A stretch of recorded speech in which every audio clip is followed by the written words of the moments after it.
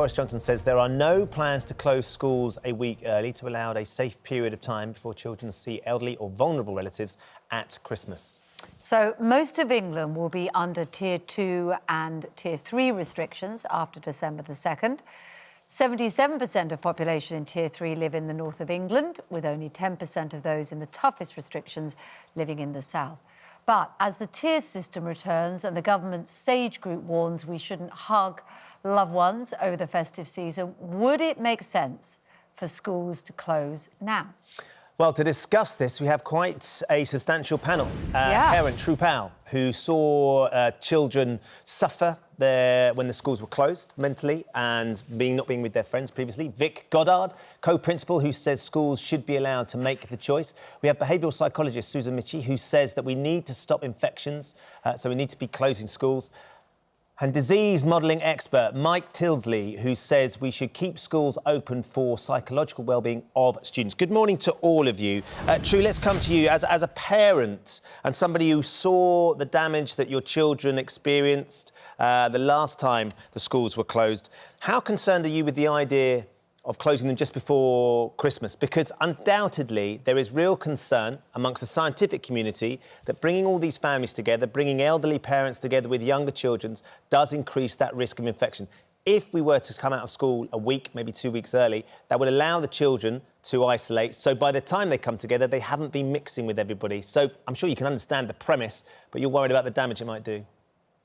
Absolutely, Ben. I mean, don't get me wrong. I completely and utterly understand where we are and we need to suppress this virus.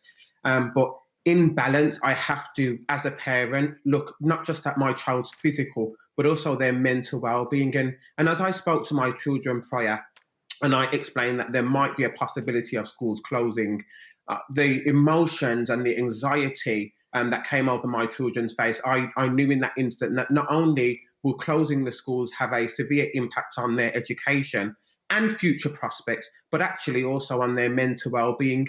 And for me, that's too big of a sacrifice. If, however, the government were very clear as to this lockdown or this school closure will bring results, and will be productive, then that would be another discussion. But at this point in time, I'm not convinced that the government are competent enough to really use this school closure and put things in place whereby we wouldn't need to revisit this in the future. And actually, it's too big of a sacrifice. My children's mental health is too big of a sacrifice to make on the whim or the hunch that the government might get it right this time.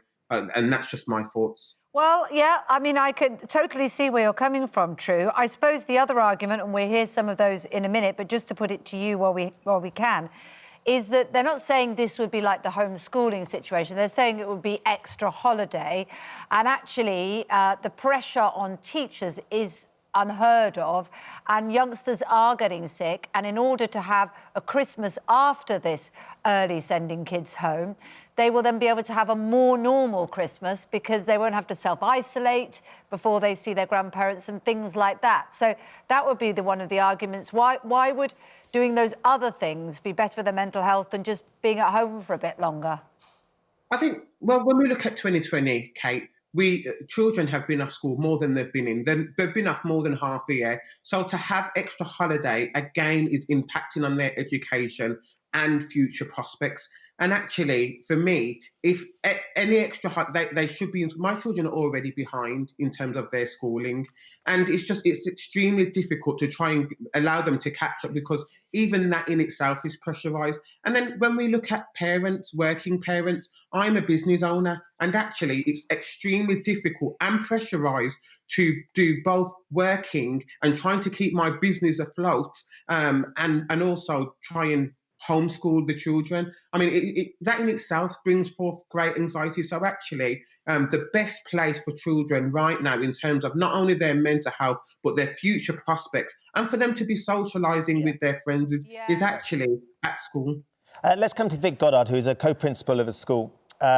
Vic, you believe that the schools should be allowed to make their own choice. We've had a lot of emails and messages from teachers this morning. Christine says she's a governor of 2 schools and have never seen the teachers' morale so low. If they close the schools early, make sure the teachers come back in January. The staff need this time to recharge their batteries. They've been frontline workers throughout the pandemic. Someone needs to stand up for these wonderful people who teach our children. What's morale like at your school? I mean, I'm sure you understand the fears that Tru has for his children and the children that you have within your care. But, of course, someone has to look out for the teachers as well.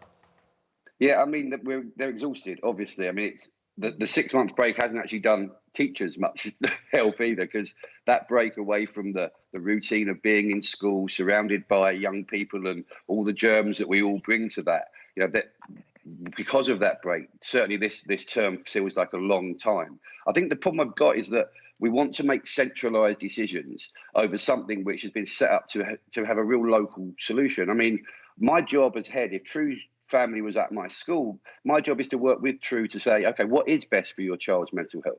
You know, we are trying to manage resources in school, the staff, everything else, not just for Christmas, but for the whole year. And so from my perspective, you know, going out to families and saying, okay, what is best is, you know, if your child needs to be at home in order for them to see Nan, and that's actually best for their mental health, how can we make sure they don't miss work? If being in school is where they need to be, then let's keep them in school. The government's got a big fan of academisation. You know, academies are everywhere, all over the country, and they seem to want to control us and schools to the minutiae. They haven't controlled their political advisors most of the year, but they want to control exactly what we can and can't do. Although, and that doesn't seem to make sense. Sorry to interrupt you. Having said that, you know, teachers were saying en masse, weren't they, as we prepared to open up the schools, give us some guidance, give us some guidance. And part of the problem for you guys at the coalface is you're having to interpret the confusing rules and put them into practice. So if you add in individual decisions as well, it could actually become worse. But we'll take your point, and I want to come back to you. Look, let's speak to Professor Susan Michie. Let's talk to you. You know, you're a behavioural psychologist, so you know all about the impact of all of these measures on the mental health of children and indeed adults and those working around schools. But why do you believe that despite all of that, they should close early? Well, we all want children at school, but they need to be at school safely. And unfortunately, measures haven't been taken to ensure that staff and schools are maximally protected over this last term. And we're now in a situation where 20% of secondary school students are absent, and that's rising. We also know... Just stop for 1 second. Sorry, Mark. I remember talking to you just before the schools opened. You were great to talk to you there and really informative as you're being now. What do you mean by the measures weren't taken? Because we were assured that the measures had been taken, that it was the right thing to open schools. So what specific measures haven't happened? Well, the basic issue is that if you put children and adults together in rooms where they're not far apart and it's not well ventilated, the virus will transmit from one person to another, as we've been seeing. Schools. That is the nature of teaching in classrooms. So what short of rebuilding new schools in the time frame with ventilation, or deciding that some children can't go into school to reduce the numbers further, and the aim was to get kids back. How was that measure ever going to be taken? That was always going to be the problem. In the summer, Independent Stage consistently suggested that unused buildings be used for schools, and that retired teachers, of which there are many, could be brought back in the same way that retired nurses and doctors were brought back, so children could be taught safely. But anyway, we are where we are. Talking about retired teachers, one of the concerns about bringing back retired teachers, as was the concern with bringing back retired doctors and nurses, they tend to be post-retirement age, so they are in the vulnerable bracket. We know that children can carry the virus and spread the virus sort of very virulently as well, don't we? So you're putting very vulnerable people into a petri dish. Not all retired teachers are post. But, you know, the majority, though. The point is to bring back people into a situation where everybody's safe. However, talking about the coming period when it seems like families are getting together now, you know, people don't have to get together over this period, but people are going to. Infections are going to inevitably rise, and so the chances are that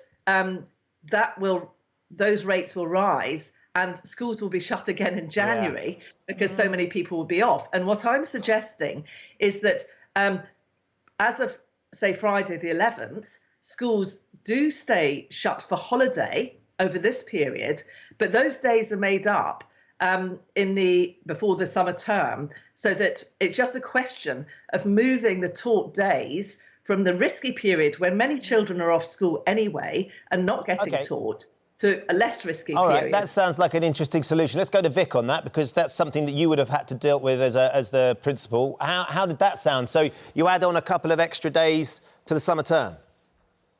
We're not in a position to say no to anything at the moment. However, the logistics involved in that, the logistics involved in these families that also have families and therefore have their own concerns, just saying, OK, we're gonna give you this week off, and then we're gonna make you work that week there. Yeah. We've got to be realistic. We've got to be realistic. We can't just snap our fingers at teachers. No, but as you say, we've got to be open to any sort of suggestion at the moment. Let's come to Mike Tildesley. You're a disease modelling expert, Mike. You certainly feel that schools need to stay open. You've listened to Tru talk about the impact that his kids felt the last time there was lockdown and they couldn't go to school.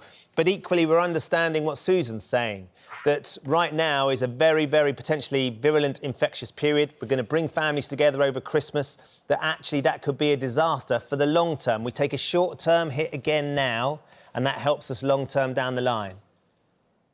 So I think the first thing to say is I actually strongly agree with what Vic's been saying, that actually having local knowledge is really important. No school is the same. And of course, having a blanket rule across the country then is very tricky, because there may be certain reasons why a particular school may need to close. And also for particular children, they may have particular needs to be in school. We know for many children, school is a safe place. That's where they learn. And I think that's really important. But for me as an epidemiologist, I've been obviously looking at the data that have been coming in from schools. And that's really important in terms of developing guidance. And it's very, very clear, actually, that, yes, there are cases in schools and there are children isolating, but there is no strong evidence whatsoever of large-scale spread in schools. And indeed, what we do see is if we look at, say, regions in Tier 3, regions that went in Tier 3, we also have seen an increase in cases in schools, but as the Tier 3 measures have kicked in, those cases have started to go down. So that's quite important. We're not seeing, for instance, cases in schools are leading to spillover and cases in the community. And in fact, there is slightly weak evidence, admittedly, but it's evidence that it is actually the other way round, that where we are seeing more cases in the community, that's leading to cases in schools. So to me, there isn't really strong evidence that schools staying open represents a strong risk to society in terms of a rise in infections. And it's more important, in my opinion, for children's educational needs. And as Tru has said, we have to remember that children have already been out of school for a really long period over the summer. We don't want to exacerbate that by closing schools now, when actually the evidence from staying over in terms of risk is very weak. OK, sadly, we're going to have to leave it there. But it's great to get all your thoughts this morning. Tru Powell, good to see you this morning. Tru, Vic Goddard, thank you for joining us. Professor Susan Michie and Mike Tildesley there, talking about there's not that much evidence. Lots of people saying this morning, a tweet here from Stuart, my wife works at a school, they're isolating for the 4th time. Infections are in schools. Sarah Hortonwood, the schools are closing anyway because there are massive outbreaks. My children have been off for 2 weeks. I've got friends whose kids have been sent home from school because, of course... I've got relatives, as you know, in the teaching profession, and it's like it's dizzying, the years that are on and off and back in and then back not, and very hard to manage. And you wonder how much education is happening of the youngsters in the midst of all of this. But teachers are definitely doing their best.